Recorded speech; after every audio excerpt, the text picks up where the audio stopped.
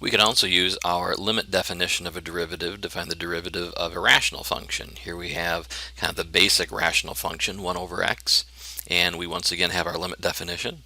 So let's go ahead and make our substitutions.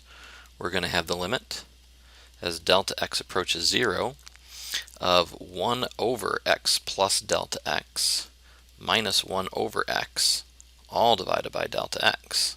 It's a rather complicated looking fraction.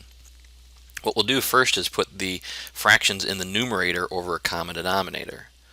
So that's going to give us the limit as delta x approaches 0 of x minus x plus delta x all over x times x plus delta x, and that's all divided by delta x. So that's going to give us the limit as delta x approaches 0. In the numerator of the numerator, if you will, we're going to have an x minus x.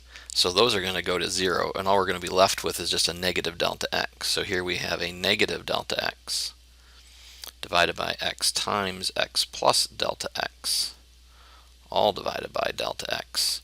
And I'm going to think of that as delta x over 1 for the moment. And then what I'm going to do is multiply the top and the bottom of this limit by 1 over delta x. That will make this denominator that we see in the bottom 1, We have delta x over 1 times 1 over delta x. That'll become 1. And we'll have some delta x's cancel in the numerator portion of this complex fraction when we do it, and we'll be left with something fairly simple. We're going to end up with the limit as delta x approaches 0 of 1 over, and that should be negative 1 over, x times x plus delta x.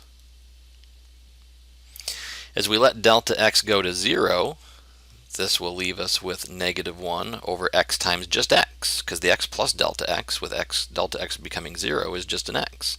So we'll end up with negative 1 over x squared. And that is our derivative.